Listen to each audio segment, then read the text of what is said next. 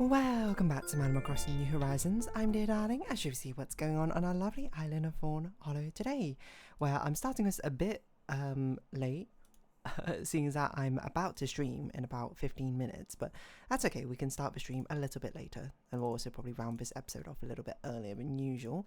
I haven't had as much time, actually, I will be honest, to work on the thumbnail art, and seeing as art fight is in a couple of days, that is not promising.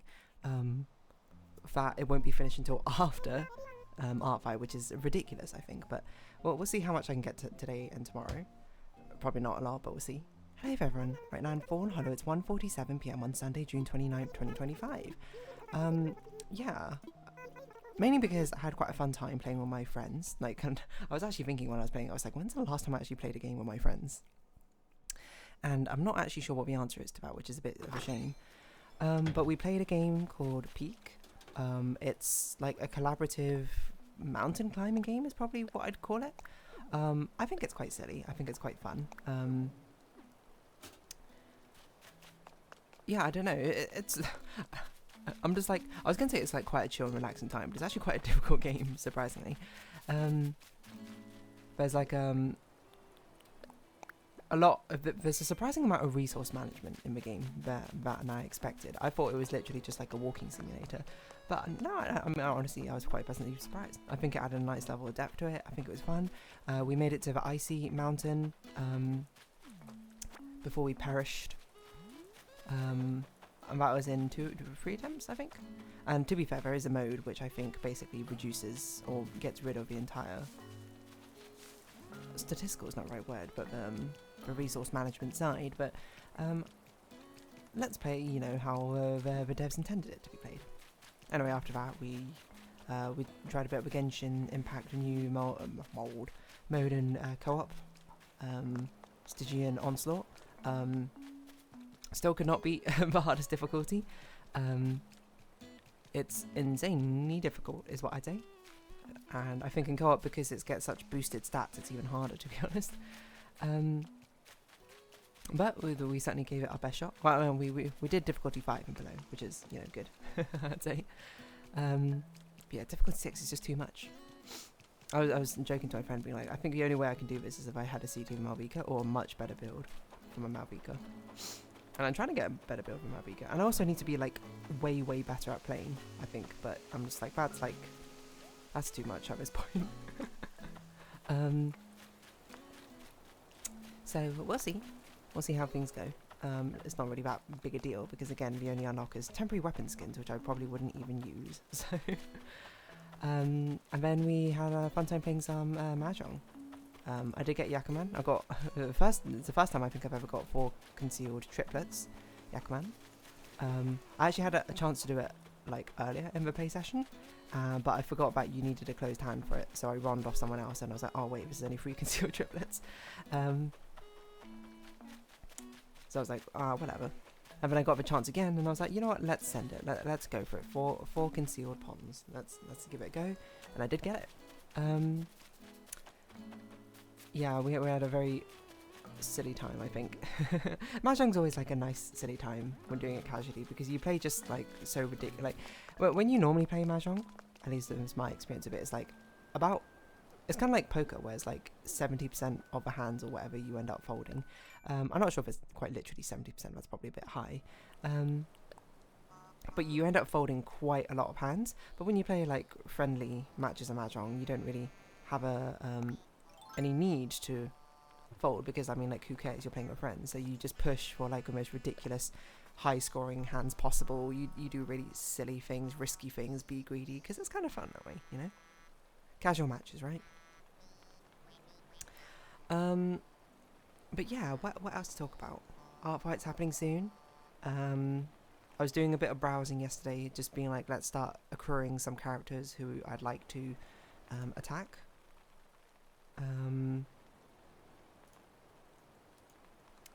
So that's been a lot of fun. I've got a bit of a shortlist. I don't know how many I've got bookmarked. Let me see. There's 12 in here. I don't think 12 was just me bookmarking ones I thought were interesting. I'm not sure which ones I will go with eventually, but I'll probably make a short list of 3 or 4 because Art Fight almost certainly will be down in the first few days. So you just work on. I'll tell you. Here's my pro tip for Art Fight: pick your characters in advance, a couple of them, and then start like downloading references, and then work. The first few days, Art Fight is basically you cannot do anything on, but once that's done, you're good. Anywho, yeah, what else to talk about? I don't know what we're actually gonna talk about. Square Game was cool.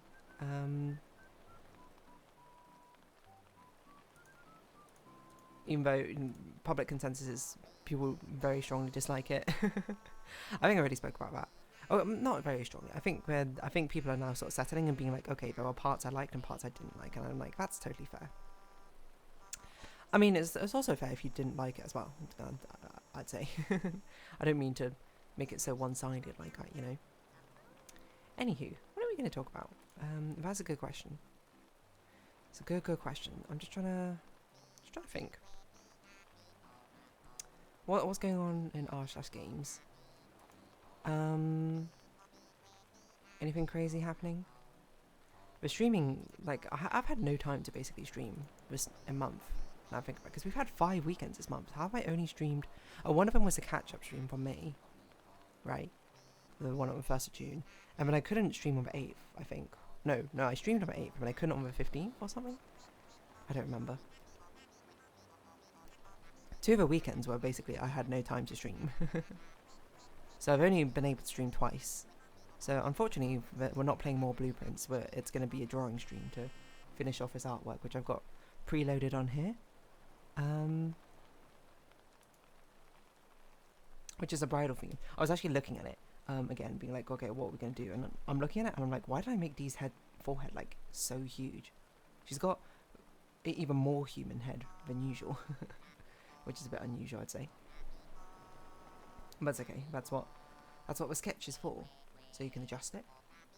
I mean, we might be able to get some blueprints in because it's possible that this will be able to be finished in 2 hours. I'm not super confident because I would say like lace and tulle, that sort of like fabrics, these like sheer fabrics, I find quite troublesome to draw. Like, it takes me quite a few tries to get it to look right in my head.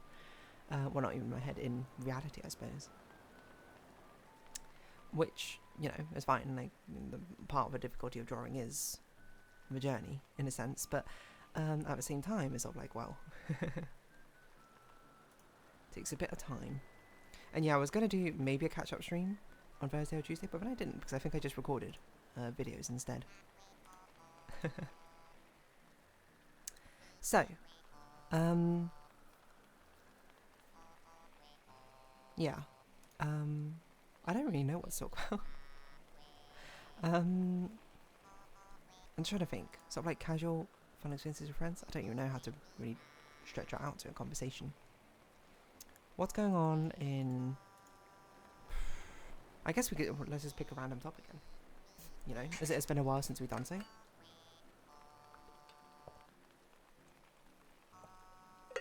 You know what I was actually thinking about recently? Which is my evolving tastes since I was a child. And I mean by food taste, quite literally. We have a surprising amount. I always think about every time I start talking about food, is like someone commenting once, like, you should have a lot of food-related Animal Crossing discussion, like, topics for someone who self-proclaims to not really care that much about food. And I think that's true, in the sense that I don't care about that much. Well, I care about food in the fact that, yes, I do want to eat food, but I don't care about it in the same way I think other, like, foodies might care about food. Because I have quite sort of even-keeled taste or preferences across the board. Not to say that I can't taste things to certain depths or anything like that. My taste buds probably are not as good as the average person's, I would say, but they're, like, fine at the end of the day. But more so that, like, the distinction and the memory of food does not last as much as I think other people's might. But I was thinking about it the other day because I was eating some noodles. not bobodak noodles, but other noodles. And I was thinking about the time when people are just like, oh, you know, what should we go for? And I was like, how about ramen or something? Because when I was a child, at least what my parents say was that apparently I didn't really like noodles all that much. Like, not about I was like vehemently against them or anything, but it was more like they weren't to my taste. I didn't care much for noodles. And that's, you know, like fine. Like as you're growing up, everyone's got different tastes, right? It's kind of just like whatever. But I think about it now, and I think about like how my tastes have changed. I'm like, noodles are probably one of my favorite dishes. I don't know why I didn't like noodles as much. I think because I think it was very, very common for us to have something called jjajangmyeon, which is like a black bean-based noodles, which for whatever reason as a child I didn't like the taste of that much. I cannot tell you why necessarily, because I eat them now and I'm like, delicious. But it's just like that sort of thing, I assume, where it's just like, I don't know, as a child you don't really like it so much or whatever, but then as you go as an adult, your taste buds definitely do change. Because I remember, not noodles, but carrots used to taste different to me as a child, because I don't know, it's such a stupid thing to say, but I remember like it was a very common vegetable that we used to eat. We often had like carrots, tomatoes, cucumbers as sort of just like snacks as a child growing up, like as like a precursor, not a precursor to a meal, but like if we needed some fruit or veggies and there wasn't like one inherently in the dish we're eating, those were sort of like the go-to, you know, like a salad, that sort of thing. And I remember I liked cucumbers. I found tomatoes I wasn't that a fan of them, and I really hated, well, I didn't hate carrots. Well, okay, no, I should say I dislike carrots.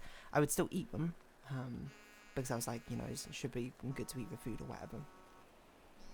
But I remember disliking them, and one of the days I remember eating it and being like, I'm going to commit this exact flavour of this carrot to memory. Because I remember my parents keep telling me, be like, oh, you know, I hated these when I was younger as well, but then I grew up and then now I like them.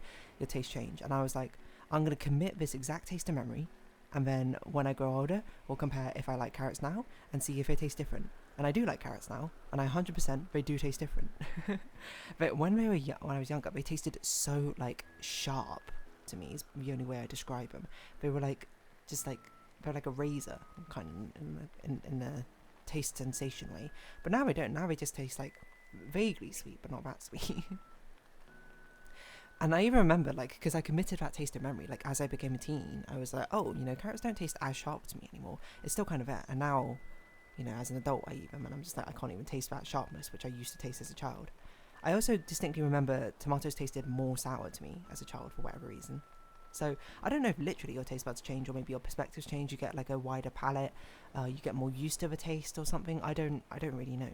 It could be quite literally, maybe the carrots are different from when I was a child, but they genuinely do taste different to me, at least to that memory I've locked away in my brain. Again, maybe that memory is false, you know, memories kind of become less accurate the more you try and remember them or something, right? But I did find that fascinating.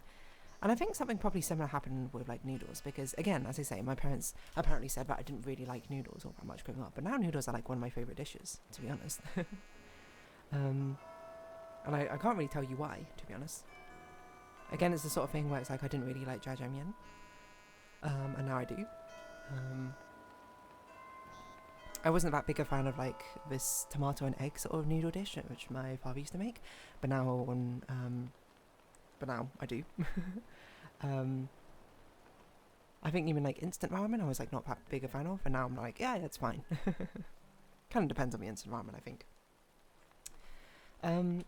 But yeah, like ramen is definitely one of my favourite sort of dishes. Like I remember when I go to Japan, like ramen was one of my favourite, ramen and curries. Very basic things, but it was sort of just like I don't know what I want to eat today, you know, I'll just go down to Ichiran Ramen or something and just have a dish there. I mean, it's sort of twofold. One is that the noodles are quite nice, and two is that Ichiran Ramen is very convenient. Because if you don't know, you basically get like a form, you have like a vending machine sort of thing at the beginning, you fill in the form and then you hand it in, and then you just sit down at a little booth and they just like make a ramen and deliver it to you.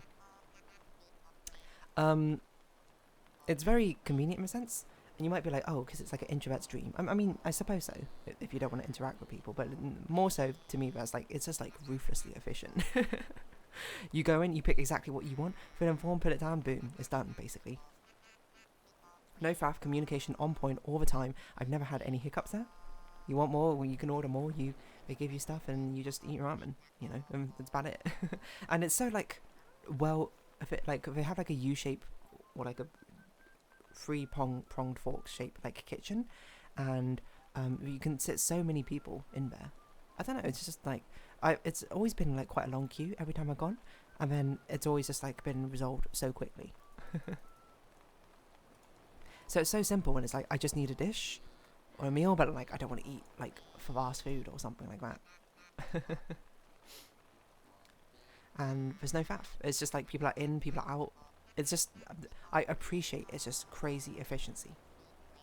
And that's weird maybe to me, that I appreciate efficiency a lot more than the actual meal experience itself, maybe. I wouldn't eat that all the time. Like if I was looking for a different sort of atmosphere, much more sort of social atmosphere, I'd be like probably Ichiran Ramen, not the place. Maybe then you go to like an izakaya or something. But still, I don't know. But it's just, I don't know. It's something like I feel like I would make up if I was running a restaurant. I'd be like, what's the point of like taking all the orders when we could just have a vending machine or something? Which it probably, you know, says more about me than anyone else, really. But yeah. So I don't know what. So I guess evolving food tastes. Yeah, and carrots I think are just like the main thing. Whereas just I just think back and I'm just like, carrots used to taste so sharp, and now they don't. Now they just taste mildly sweet. And that's, I don't know, fascinating in some sort of sense that that's even possible. How the food taste can change in such a way. Anywho, I'm going to round this episode up here. I'm going to start streaming, so I guess I'll see you there if you're so curious. And yeah, about basically be it. So if you have been watching, thank you very much. It's been Animal Crossing New Horizons. I've been Dear Darling.